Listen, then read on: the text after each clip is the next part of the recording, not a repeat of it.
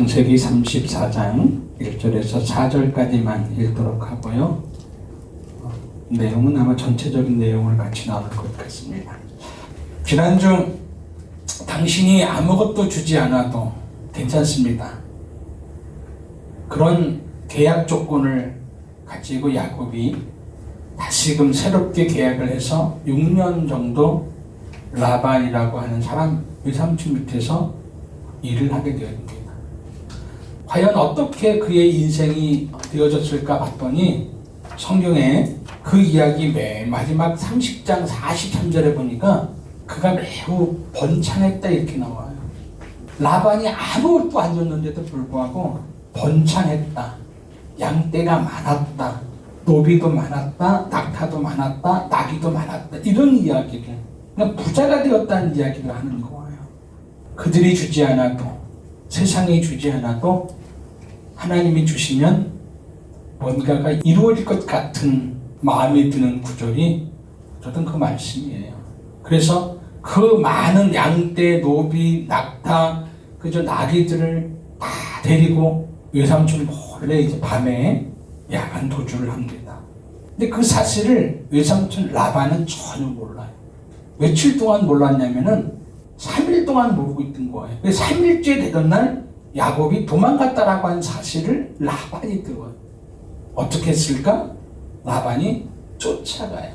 7일째 되던 때에 야곱을 만납니다. 원수를 갚을 것인가 죽일 것인가 잡아올 것인가 여러 가지의 생각이 굉장히 많았을 것 같아요, 여러분. 그런데 그날 밤에 하나님이 라반에게 나타나서 야곱에게 좋은 말이든 싫은 말이든 어떠한 말도 하지 마라. 너가 할 말이 많겠지만 그 얘기예요. 그래서 라반은 아무 말도 못해요. 오직 그 다음날 아침 일찍 일어나서 손자하고 손녀들에게 입 맞춰주고 축복을 빌어주고 고향에 가서 잘 살아라 권면해주고 위로해주고 보냅니다. 7일 동안 따라왔는데 7일 동안 쫓아왔는데 작별 인사하라고 쫓아온 건 아닌데 작별 인사만 하고 돌아오는 거예요. 자, 그리고 나서 32장으로 딱 가니까 이제 20년 만에 고향에 돌아온 야곱이가 하나의 걱정이 이제 계속 마음속에 짐처럼 임하는 거예요. 형 에서가 어떻게 되었을까? 혹시 형 에서는 화가 풀리지는 않았을까? 형 에서는 원하는 풀리지 않았을까? 20년이니까 풀릴 만도 하고 용서할 만도 할 텐데 어땠을까? 내가 어떻게 형하고 화해를 해야 할지? 어떻게 내가 형한테 용서를 받아야 할까? 이런 고민하다가 형의 상황을 좀 알고 싶어서 종에게 재물을 보내서 같이 형에게 보냈지요. 그리고 그 종이 돌아와서 하는 이제 이야기가 이런 이야기예요. 형은 이미 에돔이라고 하는 큰 나라를 이루어서 큰 나라를 형성해서 지금 살고 있습니다 라고 하는 것이 첫 번째 들리는 소리였고, 두 번째는 아직 화가 안 풀렸다라고 하는 거예요. 아직도 야곱이를 만나면 이놈의 새끼 내가 죽이지 않으면 내 손에다 장을 지겠다라고 하는 그 결심이, 그 결단이 아직까지 있는 거예요. 근데 이제 야곱이가 왔다라고 하는 소식을 듣고 나서 군사 400명을 데리고 야곱이를 만나러 오겠다라고 하는 소식을 그 종들에 의해서 야곱이 듣게 되어집니다. 여기까지 왔는데 다시 라반에게 돌아갈 수도 없잖아요. 이제 에서 형을 만나면 에서는 자기를 죽일 것 같은 생각이 너무너무 이제 마음속에 많이 들어지고 두렵고 떨리고 이제는 낙심되어서 어떻게 할 수가 없는 거예요. 그래서 야곱이 첫 번째 한 것이 자기가 가지고 있는 모든 재산과 식구와 노비들을 다 이제 두 대로 나누어요. 그리고 나서 하나님 앞에 기도하는 거예요. 형 에서의 손에서 건져달라고. 나뿐 아니라 내 가족도 건져달라고. 너무 두렵다고. 하나님이 나에게 가라고 해서 내가 왔는데 지금 에서 형이 지금 풀리지도 않았는데 나 어떻게 하냐고. 군사 400명을 데리고 온다고 하는데 하나님 은혜 좀 베풀어 주세요 하고 아마 간절히 눈물로 기도하지 않았을까 이런 생각을. 그리고 나서 자기에게 가지고 있는 소, 양, 염소 모든 짐승들 가운데 형에게 줄 만한 좀 좋은 것들을 골라서 준비를 해요. 암염소, 순염소, 암양, 순양, 응? 젖을 먹이는 뭐 암낙타, 뭐 새끼낙타, 암소, 뭐 황소, 암낙이, 뭐 새끼낙이, 어쨌든 여러분 너무 많은 거예요. 그 많은 것들을 먼저 구별해서 종들에게 주어서 보내는 거예요. 이것은 동생이 형을 사랑해서 형에게 주는 선물이니까 이거 좀 받아달라고. 그리고 동생은 지금 저 뒤에 지금 오고 있다고. 그러니까 화해의 제스처를 지금 취하고 있는 거예요, 여러분. 그리고 첫 번째 그렇게 보내고 나서 두 번째를 똑같이 보내요. 두 번 보내는 것도 마음이 좀 편치 않으니까 세 번째까지 보내는 거예요, 여러분. 똑같은 마음으로. 그럼에도 불구하고 두려웠던 마음, 불안했던 마음들이 가시지가 않는 거예요. 그날 밤 야곱이 자기의 가족들을 다 데리고 약복강가에 가서 그들만 먼저 보내요. 그리고 맨 마지막에 야곱이 건너가는 줄 알았더니 야곱은 건너가지 않고 그날 밤 밤새도록 그 어떤 사람과 씨름을 해요. 그래서 그 사람이 야곱을 축복하고 야곱의 이름을 이스라엘이라고 바꾸게 하고 그리고 그날 밤을 그 씨름을 마쳐요. 그 다음날 형 에서를 만나지요. 33절에 보니까 33장에 보니까 만나는 거예요, 여러분. 자기를 죽으려고 왔던 에서를 만나는 순간 참 희한하게도 여러분 에서의 그 화가 없어진 거예요. 야곱을 보자마자 에서가 그를 안아주는 거예요. 그리고는 안아주는 것뿐 아니라 여러분 그 등치 크고 그 들사람 같은 사람이 여러분 눈에서 눈물을 뚝뚝 여러분 떨리면서 우는 거예요. 야곱이 감동이 되었을 것 같아요. 그래서 이렇게 얘기해요. 10절에 보니까 내가 형님의 얼굴을 보는 것이 꼭 하나님의 얼굴을 보는 것 같습니다. 형님 너무 기쁩니다. 형님 건강하시니 너무 좋습니다. 그리고 나서 에서가 야곱에게 제안하죠. 내 동생 야곱아, 내가 큰 나라를 이루었으니까 우리 함께 가서 세일에 가서 살자. 이렇게 이제 제안을 하는 거예요. 그랬더니 이제 야곱이가 이 핑계 저 핑계를 대면서 어쨌든 거절을 해요. 그래서 거절하고 에서는 세일로 돌아가고 야곱은 숫곳에 잠깐 있다가 세겜이라고 하는 땅으로 들어가서 살게 되어지지요. 여기까지가 이제 오늘 본문의 전 단계예요, 여러분. 야곱에게 있어서 가장 큰 문제는 인생에서 가장 해결하고 싶은 것이 있다면 아마 에서와의 관계 개선이었을 것 같은 생각이 들어졌죠. 이 문제가 33장까지 해서 다 해결되어집니다. 앞으로 그의 인생은 진짜 축복만 있고 평화만 있고 모든 것이 행복하고 모든 것이 그죠? 아름다울 것만 같은 그의 인생이 이제 되어졌어요. 모든 것이 다 해결되었으니까요. 그러니까 긴장도 풀렸을 것이고 이제 마음 편히 잠을 잘 수도 있을 것이고 어쩌면 더 이상 내가 하나님을 찾지 않아도 될 것 같은 마음이 들었을 거예요. 이제 좀 더 편히 쉬자.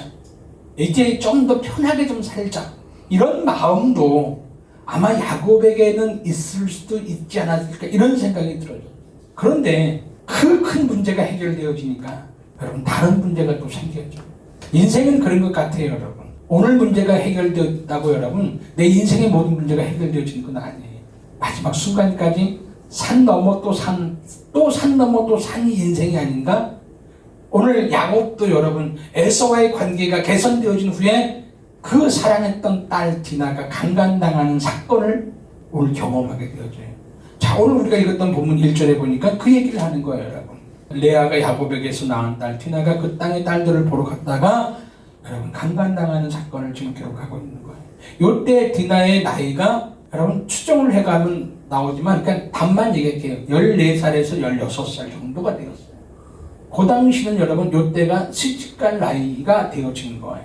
근데 그 땅, 세겜 땅에서 그 땅에서 살고 있는 히위 족속 가운데 왕자였던 세겜이라고 하는 왕자가 아마 디나를 굉장히 좋아했던 것 같아요. 짝사랑했든지 좋아했든지는 잘 모르겠어요. 어쨌든 좋아했던 것은 사실이었던 것 같아요. 그래서 디나를 자기 집으로 꼬셔서 끌어들여서 강간하고 욕보였다. 지금 성경은 그렇게 얘기를 합니다. 그런데 이 세겜이라고 하는 이 청년이 디나를 그렇게 강간하고 욕보인 것이 성적인 쾌락 때문이었을까?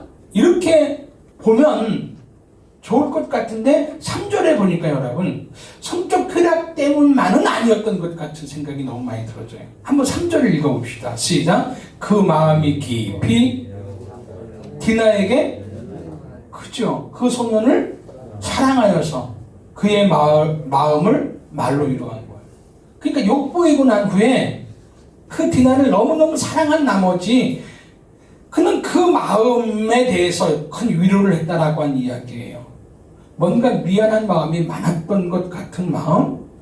무슨 말로 무슨 위로를 했는지는 모르겠지만 그 뒤에 쭉 보니까 아마 미안하다라는 얘기를 했을 것도 같고, 그리고 내가 너를 너무 사랑하니까 우리 결혼하자 이런 얘기도 한 것 같은 마음이 들어져요, 여러분.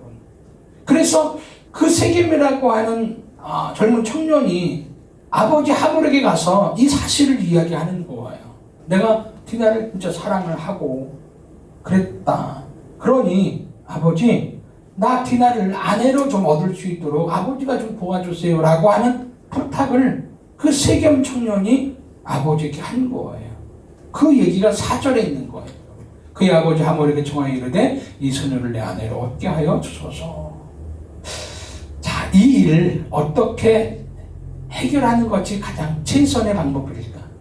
이런 일이 안 일어나는 것이 최선인데 이런 일이 일어났다면 이런 일들을 어떻게 해결해 나가는 것이 최선일까라고 하는 것이 오늘 우리에게 질문하는 부분입니다. 그래서 세겜의 아버지였던 하몰이 이 일을 해결하기 위해서 야곱을 찾아갔지요. 야곱을 찾아가서 세 가지를 얘기해요. 그 세 가지가 뭔지를 한번 볼게요. 자, 8절 한번 읽어볼래요? 마음으로 당신의 딸을 사랑하니 디나를 아내로 좀 주면 안 되겠소? 라고 하는 것이 첫 번째 여러분 제안입니다. 자, 두 번째 9절 10절에 나와 있는데 이건 그냥 제가 읽어드릴게요. 여러분, 내 딸도 있는데 당신의 아들들에게 주겠습니다. 그리고 우리 함께 세겜에서 기업을 이루어서 함께 좀 잘 살아봅시다. 이게 두 번째 세겜의 아버지 하몰이 야곱에게 제시했던 조건이에요. 자, 세 번째 11절입니다. 나로 너희에게 은혜를 입게 하라라고 하는 단어가 있어요. 그리고 12절에 보니까 결혼 지참금에 대해서 내가 충분히 원하는 대로 주겠다라고 하는 이야기를 하는 거예요. 그 당시에는 결혼 지참금이라고 하는 것이 있었던 것 같아요. 그러니까 딸을 데려가면은 그 딸 가정에게 그 딸을 데려가는 대신에 신랑 집에서 지참금을 딸의 가치만큼 주었다 그래요. 딸의 가치만큼. 딸 가치가 1,000원밖에 안 되면 1,000원 주면 돼요. 근데 원하는 만큼의 가치를 지금 얘기하는 거예요. 원하는 만큼의 가치를. 화가 나고 참을 수 없고 그죠? 행하지 못할 일을 행한 것은 사실이에요, 여러분. 그리고 이스라엘을 부끄럽게 한 것도 사실이에요. 하지만 하몰이 지금 이 세 가지 제안을 했어요. 일은 벌어졌고, 그리고 그의 아버지는 이런 조건을 제안을 했어요. 이걸 어떻게 받아들일 것인가? 이걸 어떻게 받아들여야 할 것인가? 여러분이 만약에 디나의 아버지였다면은 이 사실에 대해서 어떻게 받아들일 것인가? 한번 생각해 보세요. 나는 어떻게 했을까? 받았을까? 거절했을까? 아니면 또 다른 조건을 걸었을까? 야곱 쪽에서 우리는 거절합니다 이렇게 얘기했어요. 당신들은 할례를 받지 않아서 우리는 하나님의 백성인데 당신들은 하나님을 믿지 아니하는 백성이잖아요. 할례를 받지 아니하는 믿지 아니하는 백성들에게 내 딸을 줄 수 있겠습니까? 거절이에요. 그러나 조건이 있어요, 여러분. 15절 너희도 할례를 받으면 너희 제안을 받아주겠다라고 하는 것이 야곱 쪽에 있는 아들들의 대답이었고 거기에 대한 반응이었어요. 그래서 하몰이 성읍에 돌아가서 이 사실을 다 이야기하고 희족속에게 다 할례를 시킵니다. 세겜만 할례를 시키는 게 아니라 여러분 자기의 민족들을 다 지금 할례를 시켜요, 여러분. 그러면 세겜 쪽에 있는 사람들을 우리가 볼 때 아들을 사랑하는 것도 그렇지만 여러분 참 디나를 많이 사랑하나 보다 이런 생각도 들어지는 거예요. 자기만 할례를 하는 것이 아니잖아요. 민족 할례를 시키는 거잖아요, 여러분. 그런데 그 뒤에 보니까 그렇게 다 일일이 가서 여러분 설득해가지고 할례를 다 시켰는데 할 일을 하고 있는 그 기간에 여러분 야곱의 아들들이 쳐들어가서 그들을 다 죽여. 이게 34장 끝에 가서 이렇게 결론이 나요. 다 죽여버려. 여기까지가 34장에 된 이야기예요.